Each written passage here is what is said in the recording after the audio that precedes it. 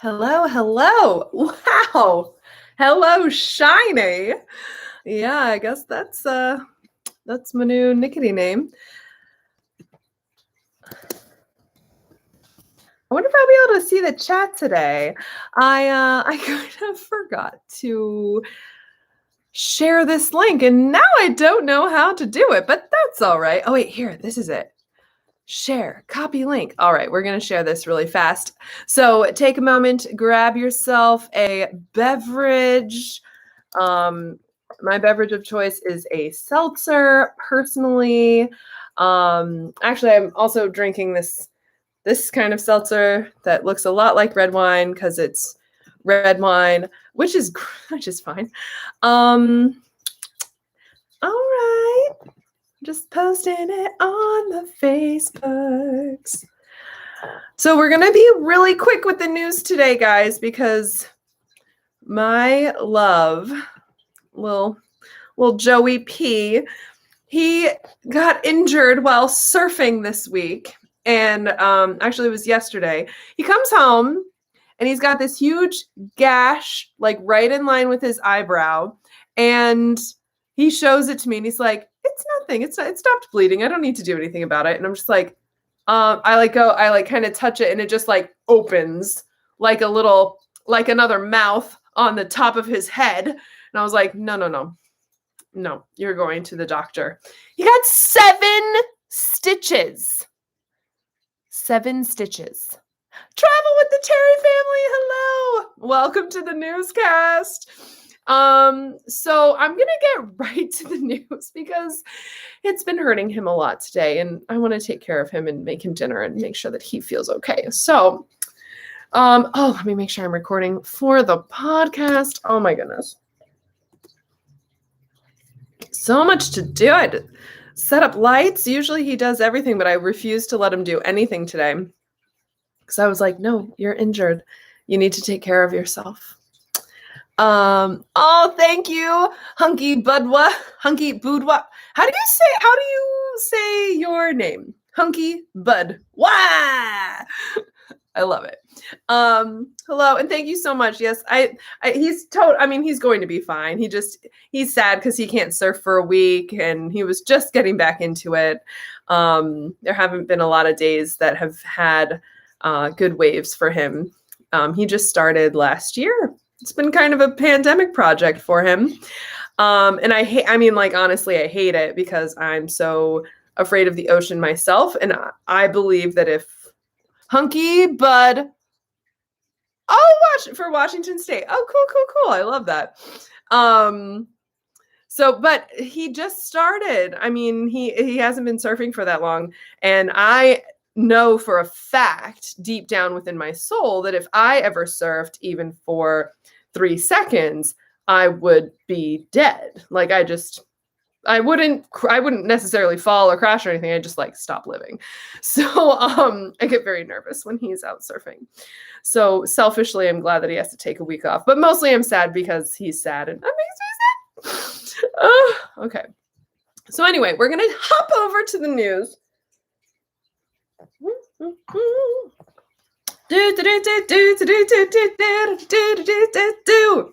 Walt Disney World suddenly announces that masks are no longer required outdoors as social distancing is also reduced and capacity is increased. Those 3 things make sense all together at exactly the same time. Disneyland Paris is set to reopen next month. Annual pass holders will no longer get magic bands because why should they? And we all begin to wonder, what is going on with Trader Sam's Grotto? All that and more is coming your way in this week's edition of the Park Hopper Daily Weekly Newscast. I'm your host, Anita Boyer. On Friday, Orange County officials announced they would end outdoor face mask requirements, not traditionally an announcement that would change policy at Disney parks, thank God, which throughout the pandemic has had more stringent safety requirements for its guests than the state of Florida, i.e., they've had safety requirements, and it has worked to remain open after its closure in the spring of 2020 as a result of COVID-19. Very quickly after this announcement, Universal Orlando announced it would also drop its outdoor face mask requirement. And later that night, as in last Friday night, Disney dropped the news it would be doing the same for, wait for it, the next day. Like, actually, they announced it in the evening of Friday that come Saturday morning, yeah, I'm gonna wear a mask no more. And not if you're vaccinated, which is actually what the CDC said. No. What the CDC said was, if you are not in a crowded area and you're vaccinated, which, let's be honest, that's not the case for anyone at Disney, typically, especially as they're reducing physical distancing measures and increasing capacity. Hold on. For those of you listening on the podcast, I'm chugging wine to get through the rest of this segment. Now, for a little editorial comment. Now, this is from Catherine. It isn't that they removed the outdoor mask mandate that was as troubling to us, but giving cast members, this honestly, like I went off last week. Like I made a post myself on our Instagram and talked about it a lot on the story, but for both Catherine and myself, giving cast members literally zero notice of this very drastic change is incredibly unfair. There was no time to train cast on the new rules, and for guests with children under 12 are still not eligible for vaccination. They too should have had more notice on the rules changing in the parks. This isn't getting rid of temperature checks, which many of us agree was safety theater. Someone with COVID could not have a temperature, and many without could simply have their temperatures spike simply by being in Florida during a particularly hot day. It would have been nice to see this rolled out a bit. We appreciated that they were basically just trying to keep up with Universal Orlando, but even 3 days notice would have been helpful for cast members and families. The one and only argument that I saw that I had any sense of relief in was actually from an Instagram account and a small shop that I really respect and follow on Instagram. Is Michael Does Disney.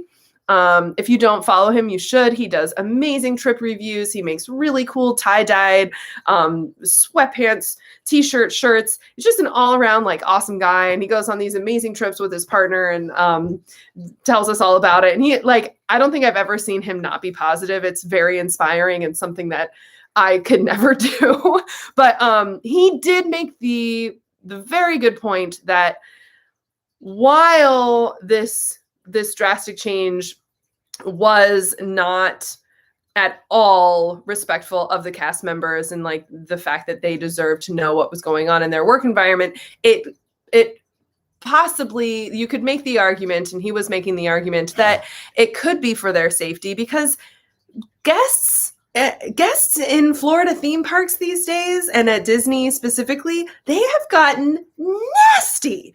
Like, I know that Disney folks are an entitled bunch of miscreants sometimes. And like, I get it. Like, if Disney thought that cast members were, if cast members were going to be put at risk, and maybe this would help make the guests a little happier, and maybe they would stop punching cast members in the face, or the guests would stop punching cast members in the face. Maybe guests would stop spitting in their face and screaming at them and reporting them and all kinds of the horrible things that have been reported that have happened while cast members are simply trying to do their actual job and keep themselves and everyone else in the park safe so that the parks can stay open, like during, I don't know, a global freaking pandemic.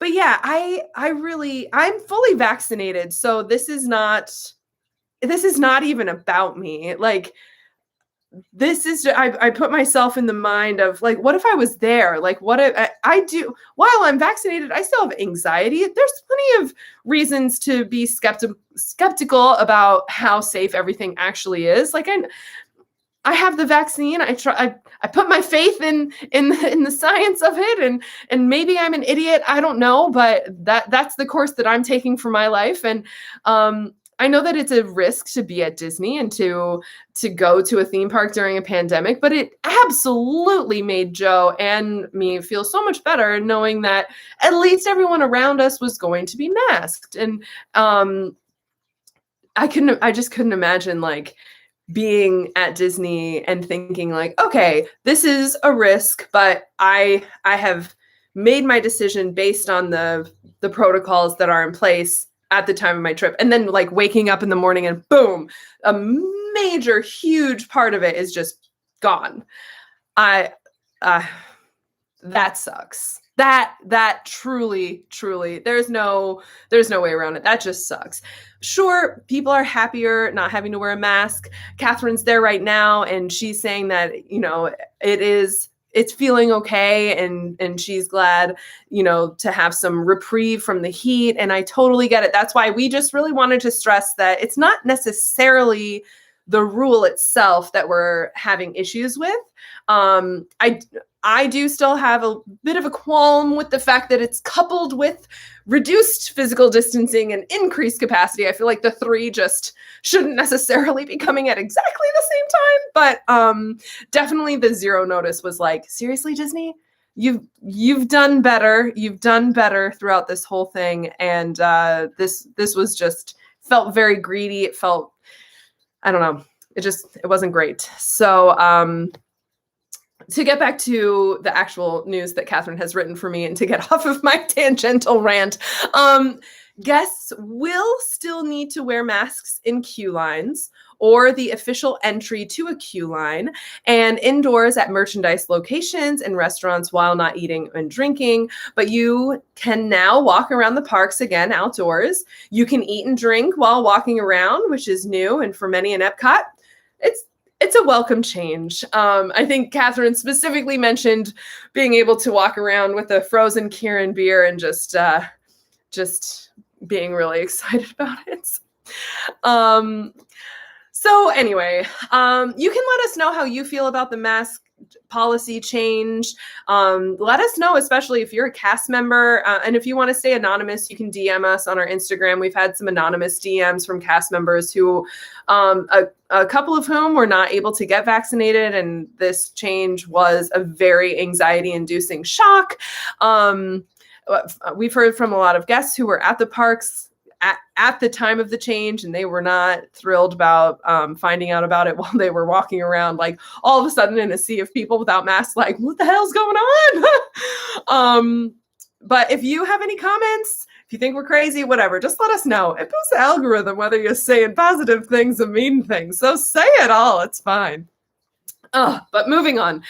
At the same time, during an earnings call last week, CEP Bob Chapek, is that supposed to say CEO? I don't know. Bob Chapek announced the parks would see, I'm like Ron Burgundy. I can only say exactly what's on the prompter. Bob Chapek announced the parks would see increased capacity. Yeah, that makes sense. What that capacity is has not yet been defined, but since the parks have been capped at 35%, we would guess that new capacity is likely closer to 50%. With more people vaccinated for COVID-19, the parks are going to be busy this summer and fall, and guests should also expect to see social distancing, previously maintained at 6 feet, reduced to 3 feet or removed altogether, which is slightly devastating because it was really nice not having your Aunt Mildred sweating buckets literally pressing up against us when in line for Haunted Mansion, just saying. Disney has also announced that its Disneyland Paris theme park will reopen on Thursday, June 17th. That's very exciting news. Joe and I were able to go to Disneyland Paris a couple of years ago, and it was really amazing. And we're so happy that there's going to be even more magic turned out in the world. So congratulations, Europe. You did it. The resort was opened and then closed again since last summer as a result of restrictions placed on businesses and theme parks as a result of the COVID-19 virus pandemic. Quote, Disneyland Paris ushers in new and returning magic with today's announcement of its reopening as of June 17th with Disneyland Park, Walt Disney Studios Park, Disney's Newport Bay Club Hotel, and Disney Village with booking flexibility. From high-octane thrills like Star Wars Hyperspace Mountain and the Twilight Zone Tower of Terror, to family-friendly favorites like Peter Pan's Flight and Ratatouille, The Adventure guests will once again be able to experience their favorite attractions at both parks. Thanks to the work of Magic Keepers during the temporary closures, verdant spaces and well-manicured landscapes will provide a leisurely reprieve between adventures. Reconnect with familiar friends with selfie spots and surprise appearances from favorite characters from Disney, Pixar, Marvel, and Star Wars. Disney, you should hire me to be your voice actor for some of these commercials. I think I'm nailing it. New options like Star Wars Legends, a new galactic experience, and the Cheshire Cat Express Train, featuring friends from Alice in Wonderland, will be added to both parks, while guest favorite experiences like Mickey, Minnie, and the Gang, heroic experiences with Marvel, superheroes, and Kingdom of Arendelle enchanted moments will return. Starting June 21st, guests can stay in the heroically appointed Disney's Hotel New York, the Art of Marvel. This 4-star hotel, styled as a New York art gallery, will pay tribute to the birthplace of so many Marvel superheroes and their artists, while offering premium comfort and personalized services. That I'm going to escape the quote section and editorialize a moment. Joe and I went to the New York hotel while we were there a couple of years ago. And it was so funny because it was just all apples. They literally took the Big Apple 100% seriously, which was so funny to us. We're like, this is New York. It's just apples. It was just apples everywhere. It's like, it's the Big Apple, but okay. Anyway, back to the quoted bit. Epic stays at Disney's Hotel New York, the Art of Marvel are bookable starting May 18th. To make the stay even more super, guests booking before July 29th, 2021 with an arrival date before March 30th, 2022 will receive a take-home exclusive Marvel print by artist Matt Ferguson and a complimentary mocktail of their choice at one of the hotel's bars. Wow. Those looking for a post-play stay can book at the following Disneyland Paris hotels, which will open their doors progressively. Disney's Newport Bay Club on June 17th, Disney's Hotel New York, The Art of Marvel on June 21st, Disney's Hotel Cheyenne on July 1st, and Disney's Davy Crockett Ranch on July 13th, subject to the continued evolution of the situation. Before booking a reservation, guests are encouraged to visit DisneylandParis.com for more information. Unquote. Park hopper Daly's Catherine Manu may never give up her magic bands, but she will now have to pay for one, as she wants a new one, if she wants a new one, with her annual pass. Jesus, Disney, haven't we been through enough? You can give annual pass holders their damn magic bands. Come on. Continuing its push toward guests using the Disney Magic Mobile service or buying their magic bands, Disney announced Tuesday it would stop offering annual pass holders a complimentary magic band. The change will go into effect for passes sold or renewed beginning August 16th, 2021. I think that's bogus. Now, the question we all want to know is, when will we get that annual pass holder slider that makes us feel so superior in the parks? The answer is no. Although the company has rolled out special annual pass holder virtual ticket themes on Mobile Magic, it's not as much fun as having the little slider. I have one for annual pass and for DVC, so I know I'm super superior. Just kidding. I'm totally not one of those DVC members, but I know that they're out there looking at you. What is going on with Trader Sam's Grotto? While the Jungle Cruise is being reimagined to be more culturally sensitive, I don't even know if I like that word, culturally sensitive. It's being reimagined so that it's less obnoxious and insensitive. Yeah, I think that's a better way to say that. It's not that it's being like, now we're being culturally sensitive. It's like we're just done being like, I don't know if I should swear, but we're done being douchebags. Okay, we're done being douchebags to other cultures. If we're misrepresenting people or showing unfair stereotypes, let's just stop doing that and stop pretending like it's just being culturally sensitive. Anyway. Frankly, it's also being given a much cooler backstory. That's a lot of fun to dig into. And we all know, of all the rides and attractions in Magic Kingdom, I think the Jungle Cruise and by proxy, the Jungle Skipper Canteen restaurants there in Adventureland. I think that it's just rife with backstory and opportunities to just dive deeper. And I'm very excited about all of these changes and additions.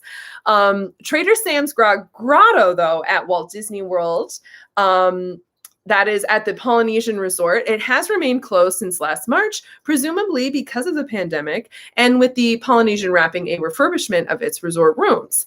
That resort has only been open on its DVC side. I've been there like 3 times since. It's glorious. It's gloriously empty. We're like the only ones there. It's so fun.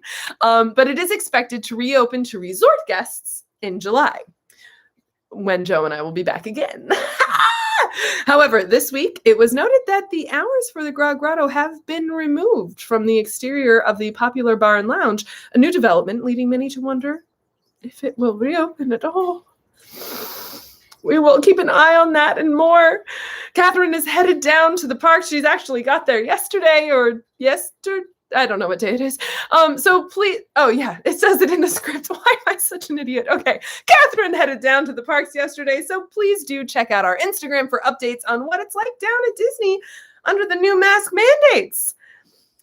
All right. I'm sorry, I talked for a really long time. Oh, Catherine's here. Oh my gosh, I love it. Catherine, hello.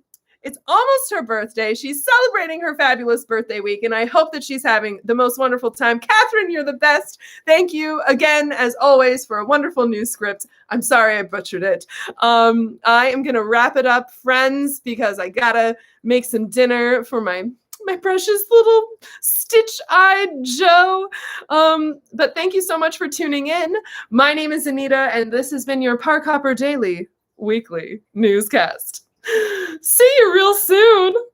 Bye. Bye.